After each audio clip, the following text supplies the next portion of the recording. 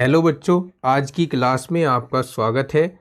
इस क्लास में हम क्लास 10th मैथमेटिक्स पढ़ेंगे। चैप्टर 3 आज पढ़ेंगे और चैप्टर 3 की एक्सरसाइज 3.2 को सॉल्व करेंगे। और ये एक्सरसाइज 3.2 का पार्ट 2 है। पार्ट 1 में हम इसका क्वेश्चन 1 देख चुके हैं, दोनों पार्ट। और अब शुरू करते हैं एक्सरसाइज 3.2 का ये सेकेंड पार्ट। देखिए, इसको शुरू करने से पहले आपको एक कॉन्सेप्ट पढ़ना है। अब कॉन्सेप्ट क्या है, ध्यान से समझिए, बताता हूं आपको। एक सारणी बनवा देता हूं।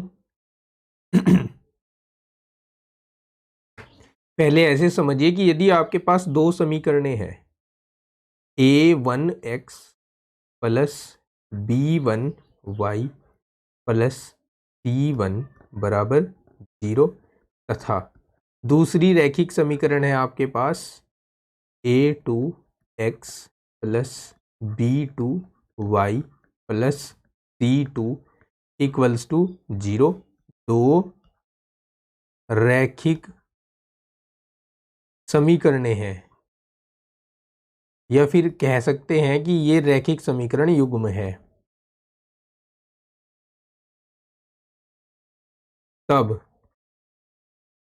तब देखिए, मैं अब टेबल बनाता हूं पहले। माफ कीजिएगा।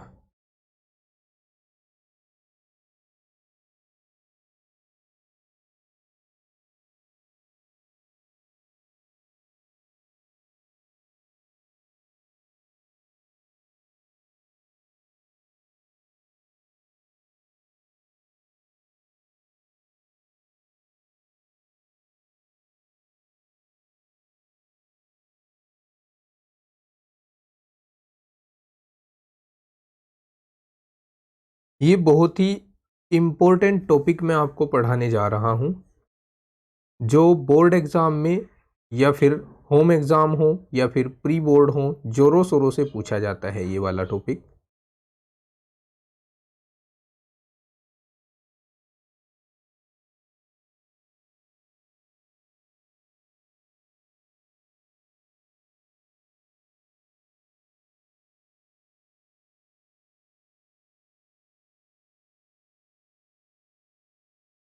अब देखिए टॉपिक क्या है। इन रेखाओं के बारे में हमें पढ़ना है कि ये रेखाएं प्रतिच्छेद कब करेंगी, प्रतिच्छेद कब करेंगी, या फिर संपाती कब होंगी, या फिर समांतर कब होंगी। तो इसके लिए आपको ध्यान से समझना है, रेखाएं प्रतिच्छेदी कब होंगी। प्रतिच्छेदी रेखाओं के लिए देखिए, प्रतिच्छेदी रेखाएं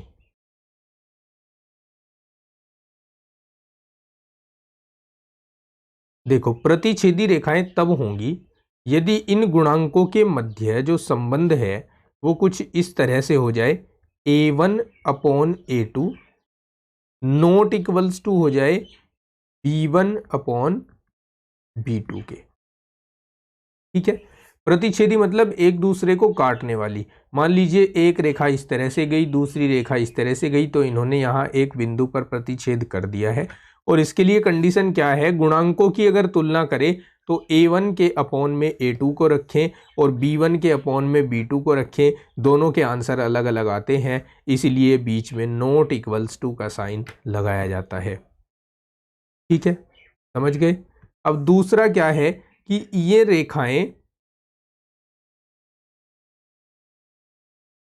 ये रेखाएं संपाती कब होंगी।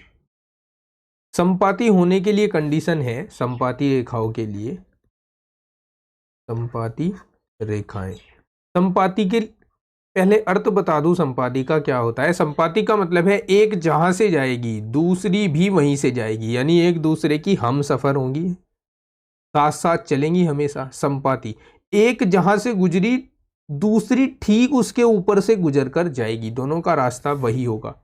तो इसके लिए कंडीशन होती है a1/a2 equals to b1/b2 equals to C1 upon C2। ठीक है, ये किसके लिए हो गया? ये हो गया समपाती रेखाओं के लिए। अब आगे है समपाती रेखाओं के बाद समांतर रेखाएं कब होंगी?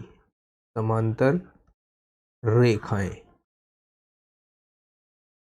समांतर रेखाएं कब होंगी? तो समांतर रेखा होने के लिए क्या होना चाहिए कि एक रेखा ऐसे गई, दूसरी रेखा उसके बराबर से होकर जाएगी और दोनों के बीच में हर एक बिंदु पर सेम डिस्टेंस होगा, अर्थात ये एक दूसरे को कभी काटेंगी नहीं। और इसके लिए कंडीशन होगी यहाँ पर गुणांकों के बीच A1 upon A2 equals to B1 upon B2 but not equals to C1 upon C2, ये कंडीशन होगी। अब यदि रेखाएं प्रतिच्छेदी हैं, यहां ध्यान से समझने वाली बात एक और है कि यदि रेखाएं प्रतिच्छेदी हैं तो उनके कितने हल होंगे? हल क्या होता है? हल होता है बच्चों वह कॉमन पॉइंट जो दोनों रेखाओं पर उपस्थित होता है। तो ये हमने यहाँ पर एक एग्जाम्पल लिया था प्रतिच्छेदी रेखाओं का।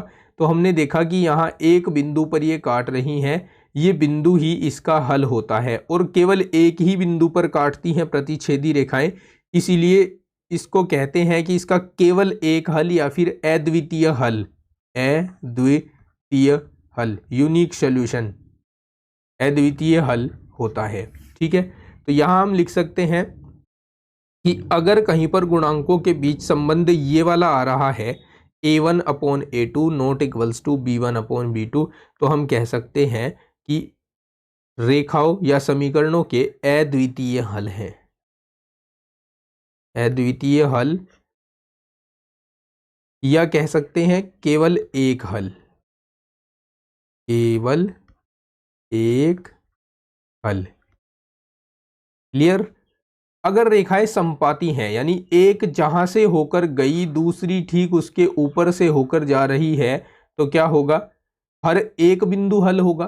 भाई सारे बिंदु कॉमन पॉइंट होंगे जब एक के ऊपर एक रेखा होकर जा रही है। तो इसका मतलब अगर ये वाली कंडीशन कहीं पर लग रही है गुणांकों के बीच, तो हम वहां कहेंगे कि रेखाएं समपाती हैं। या अगर हमसे पूछा जाए कि इसके कितने हल हैं, तो हम कहेंगे अपरिमित रूप से अनेक हल हैं, अपरिमित रूप से अनेक हल हैं।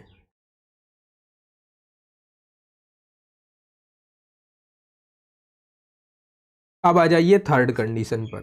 थर्ड कंडीशन है समांतर रेखाओं वाली। देखिए हल केवल तभी निकलता है जब कोई कॉमन पॉइंट मिले। अब दो समांतर रेखाएं जब कहीं पर एक दूसरे को काटेंगी ही नहीं, तो इनका कॉमन पॉइंट भी कहाँ होगा?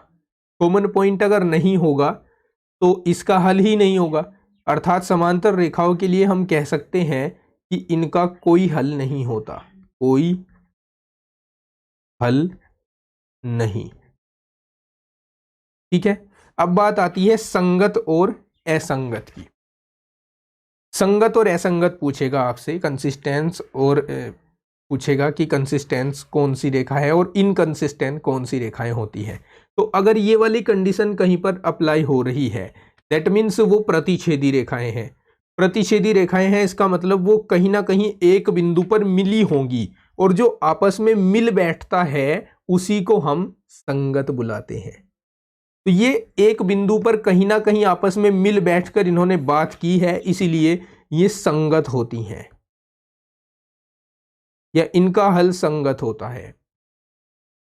समपाती रेखाएं तो प्रत्येक बिंदु पर साथ साथ रहती हैं, ये तो बिछड़ती ही नहीं है एक दूसरे से, तो ये तो फुल एक दूसरे से कंसिस्टेंस होती हैं, यानी संगति में होती हैं, तो ये भी संगत होती हैं।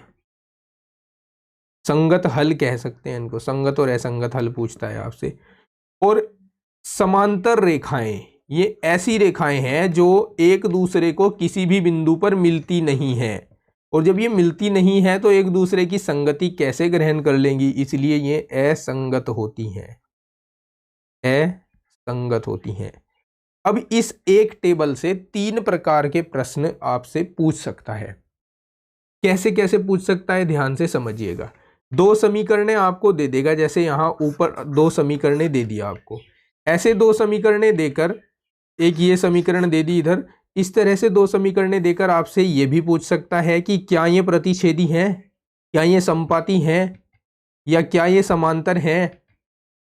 या फिर ऐसे भी पूछ सकता है रेखाएं देकर कि क्या इनका अद्वितीय हल है, या फिर इनका हल कैसा है, या फिर अपरिमित रूप से अनेक हल हैं, या फिर इनका कोई हल नहीं है, पता लगाओ।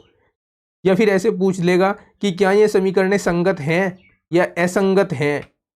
तो इस तरह से आपको क्या करना है, इन गुणांकों की तुलना करवानी है। अगर ये कंडीशन सेटिस्फाई होती है तो फिर इसके आगे पीछे लिखे हुए सभी कथन सत्य हो जाएंगे।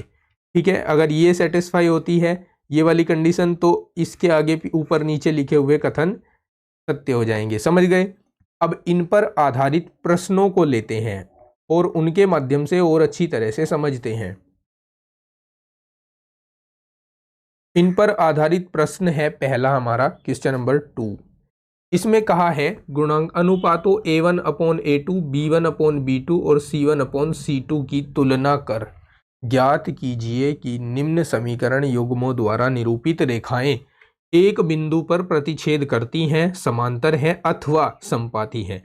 यानी आपको पता लगाना है इन तीनों में से कौन सी बात ठीक है।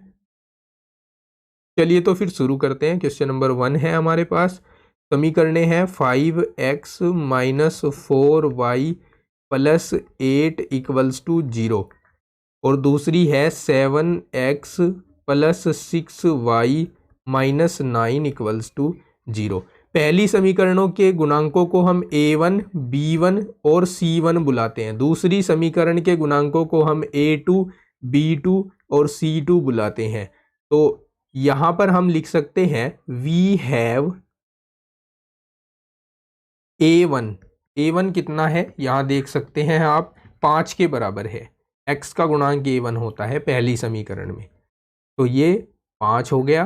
B1 कितना है, यहां देखिए -4। C1 कितना है, यहां देखिए 8 है। अब इसके बाद A2 कितना है, यहां देखिए 7 है, तो 7 हो गया। B2 कितना है, यहां देखिए 6 है, तो 6 लिख दिया। और C2 कितना है, यहां देखिए -9 है, तो -9 लिख दिया। अब हम सबसे पहले A1/A2 ज्ञात करेंगे।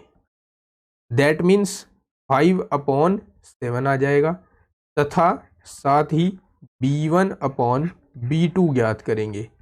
ये -4/6 आ जाएगा, जो कि -2/3 लिखा जा सकता है। तो अब देखिए क्या ये और ये इक्वल हैं, ये और ये इक्वल नहीं है। इक्वल नहीं है तो लिखेंगे since A1/A2 not equals to B1/B2। देखो अगर ये ही इक्वल ना आए ना A1/A2 और B1/B2, तो हम इसको आगे नहीं करते। अगर ये इक्वल आ जाए तो हम C1/C2 भी ज्ञात करते हैं फिर। ठीक है, और ये अगर इक्वल नहीं है तो हम कह सकते हैं इम्प्लाइज दैट दी गई रेखाएं प्रतिच्छेदी हैं। दी गई रेखाएं प्रतिच्छेदी रेखाएं हैं। समझ गए। सेकंड पार्ट देखते हैं इसका।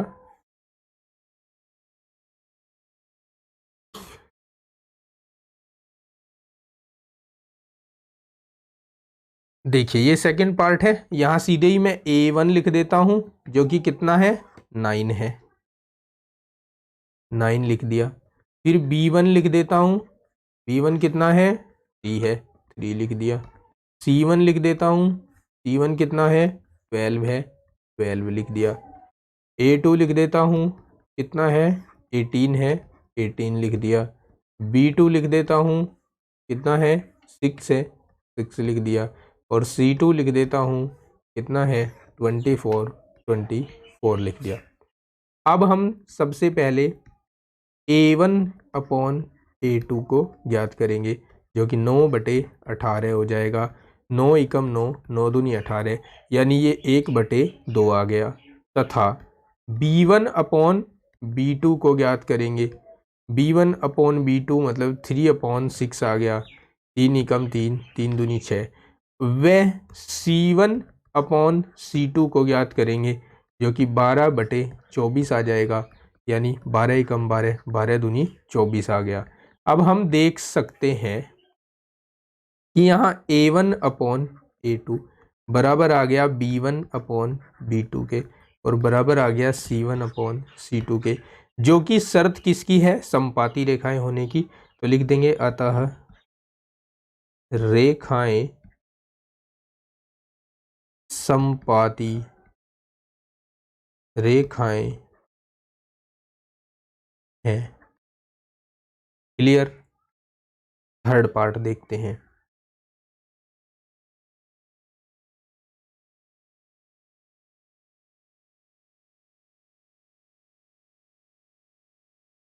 थर्ड पार्ट आपके सामने है। यहाँ A1 लिख देते हैं, कितना है? 6, तो 6 लिख दिया। B1 लिख देते हैं -3, और C1 लिख देते हैं 10। A2 लिख देते हैं 2, B2 लिख देते हैं, B2 कितना है? -1, और C2 लिख देते हैं 9 है। अब A1 अपॉन A2 को ज्ञात करना है पहले, जो 6/2 हो जाएगा, ये 2 तिया 6, 3 आ जाएगा। B1 बटे B2 ज्ञात करते हैं, जो कि -3/-1 हो जाएगा, और माइनस से माइनस कैंसिल होकर 3 ही आ जाएगा। C1 बटे C2 ज्ञात करते हैं, जो कि 10/9 हो जाएगा। अब हम देख सकते हैं कि ये तो आपस में बराबर हैं दोनों, लेकिन ये C1 अपॉन C2 बराबर नहीं है इनके। तो हम लिखेंगे चूंकि A1 अपॉन A2 बराबर है B1 अपॉन B2 के, बट C1 अपॉन C2 इनके बराबर नहीं है। और ये किसकी शर्त है? रेखाएं समांतर होने की। इम्प्लाइज दैट दी गई रेखाएं समांतर रेखाएं हैं।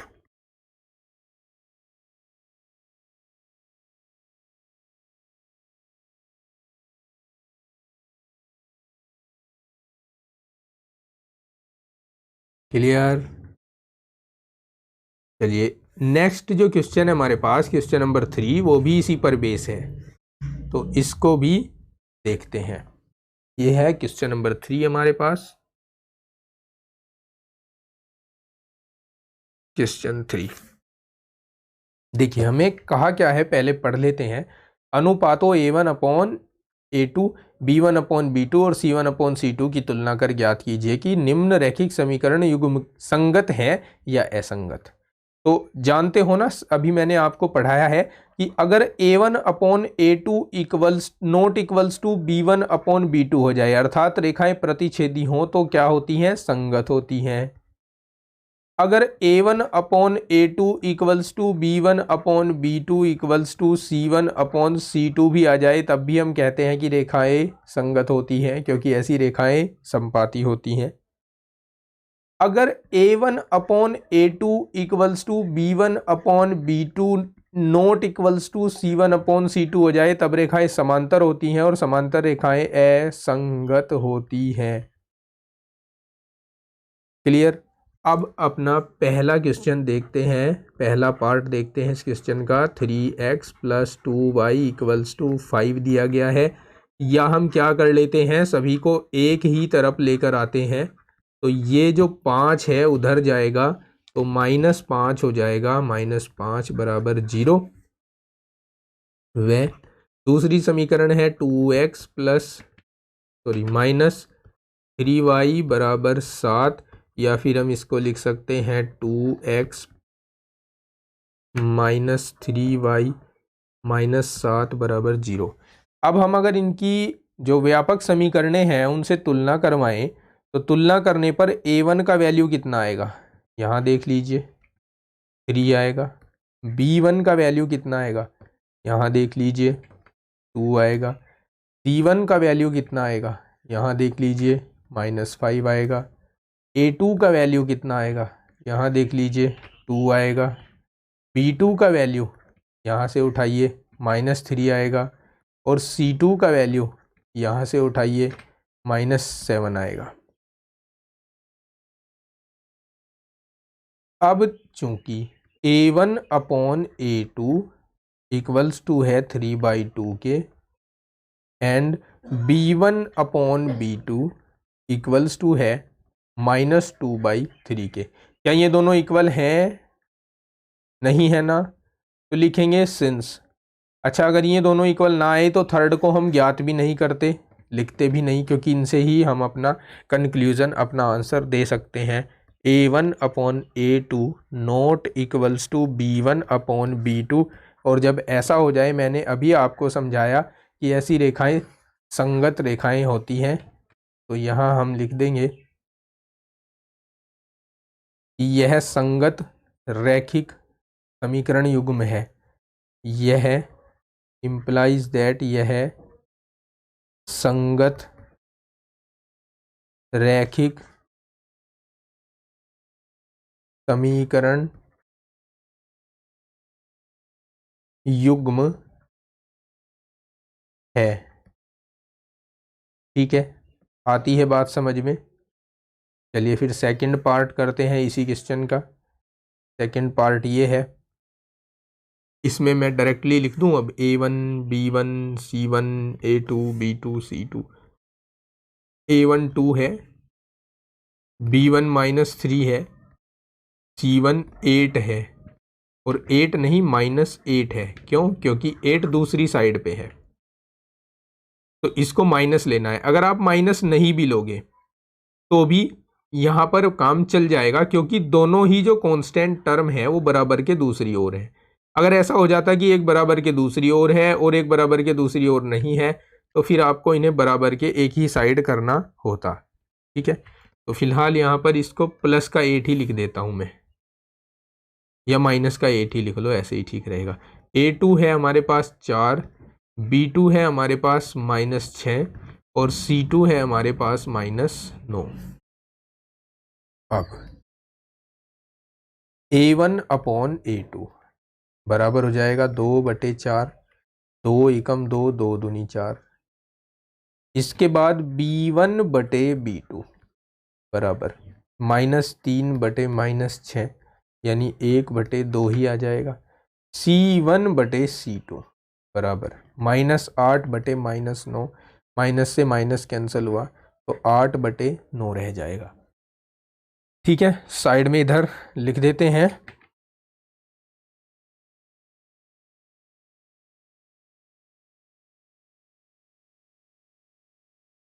सिंस A1/A2 इक्वल्स टू आ गया B1/B2 के, बट नॉट इक्वल्स टू आया C1/C2 के, इम्प्लाइज दैट ऐसी रेखाएं क्या होती हैं? ऐसी रेखाएं होती हैं समांतर रेखाएं, और समांतर रेखाएं कहीं किसी बिंदु पर नहीं मिलती, मिलकर नहीं बैठती, इसीलिए संगति में नहीं होती। तो यहाँ ये कैसा युग्म है?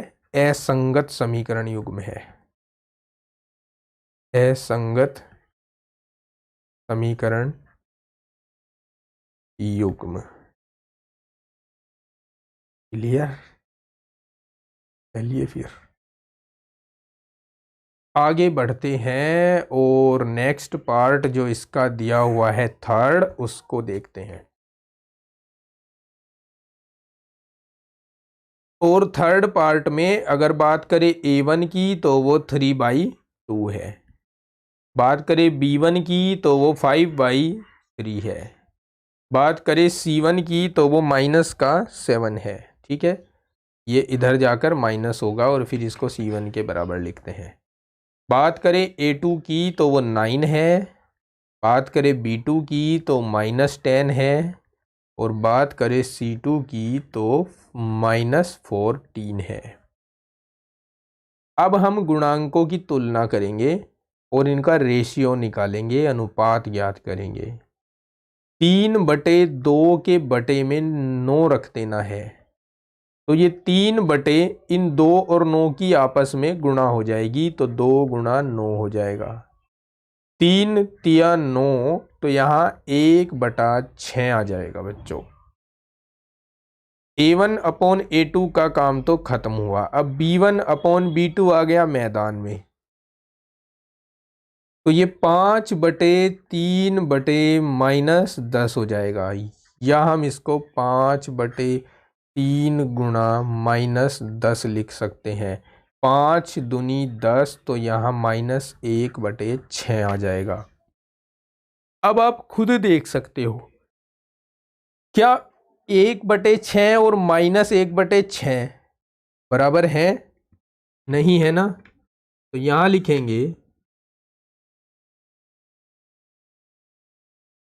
Since A1 upon A2 not equals to B1 upon B2, और जब ऐसा होता है तो रेखाएं प्रतिच्छेदी होती हैं और ऐसी रेखाएं संगत होती हैं। संगत समीकरण युग्म है यहां, ठीक है। शॉर्ट में मैं संगत समीकरण युग्म लिख रहा हूं। क्लियर हो गया? चलो नेक्स्ट क्वेश्चन भी समझाता हूं। क्वेश्चन नंबर 4 इसका, ठीक है। तो यहाँ A1 की बात करें तो वो 5 है, B1 की बात करें तो वो -3 है, और C1 की बात करें तो वो -11 होगा, ठीक है। ये 11 इधर जाकर -11 हो जाएगा, तो -11। बात करूं A2 की तो वो -10 है, B2 6 है, और C2 की बात करूं तो C2 उधर जाकर प्लस का बन जाएगा, इधर माइनस का है, तो ये 22 आ जाएगा। अब A1 अपॉन A2 ज्ञात करता हूं तो 5/-10, यानी 5 एकम 5, 5 दूनी 10, -1/2 आएगा। बात करते हैं B1 अपॉन B2 की, B1 अपॉन B2, तो B1 अपॉन B2 हो जाएगा -3/6, 3 एकम 3, 3 दूनी 6, ये भी -1/2 आएगा। बात करते हैं C1 अपॉन C2 की, तो ये -11/22 आएगा। 11 एकम 11, 11 दूनी 22, ये भी 1/2 हो जाएगा।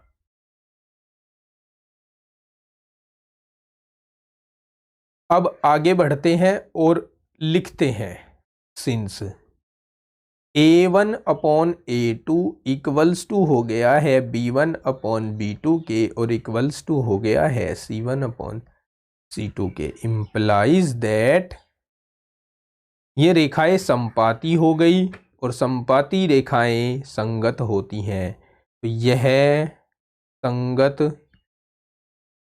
समीकरण युग्म है।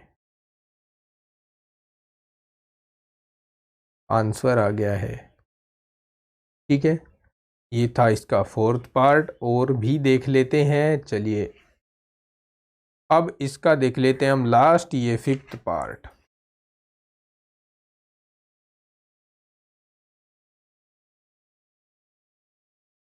देखो A1 है 4/3, B1 है 2, C1 है -8, A2 है 2, B2 है 3, और C2 है -12। अब A1 अपॉन A2 क्या हो जाएगा? 4/3/2, 4 इस 3 और 2 की आपस में गुणा हो जाएगी, 3 गुणा 2, 2 दूनी 4, यानी ये 2/3 आ गया। B1 upon B2 equals to होगा 2/3, तथा C1 upon C2 equals to -8/-12, 4 से काट दो, माइनस से माइनस काट दो, 4 दूनी 8, 4 तिया 12। तो हम देख पा रहे हैं कि तीनों ही जो रेशियो हैं, तीनों ही अनुपात जो हैं वो बराबर हैं, क्योंकि A1 upon A2 equals to B1 upon B2 equals to C1 upon C2 है, इम्प्लाइज दैट दिया गया समीकरण युग्म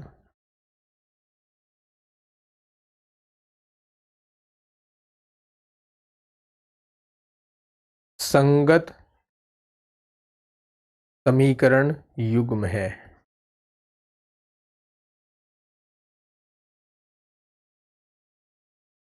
बात क्लियर है? चलिए आगे बढ़ते हैं और फोर्थ क्वेश्चन देखते हैं कि क्या वो भी इसी के ऊपर बेस है। हाँ बिल्कुल, कहा है निम्न रैखिक समीकरणों के युग्मों में से कौन से युग्म संगत या असंगत हैं, यदि संगत हैं तो ग्राफीय विधि से हल ज्ञात कीजिए। दोस्तों ये क्वेश्चन अभी के लिए होमवर्क रहा, इस क्वेश्चन को नेक्स्ट पार्ट में सोल्व करेंगे। और नेक्स्ट पार्ट पहले इसको आप करके देखिए, अगर नहीं सोल्व होता है तो नेक्स्ट पार्ट इसी वीडियो की एंड स्क्रीन पर अभी आप देख सकते हैं, दिखना शुरू हो गया होगा, यहाँ से टच करके आप नेक्स्ट पार्ट पर जा सकते हैं। तो अभी के लिए इतना ही, मिलते हैं अगली वीडियो में, तब तक के लिए अपना ख्याल रखिए, पढ़ते रहिए, take care, bye bye, have a nice day.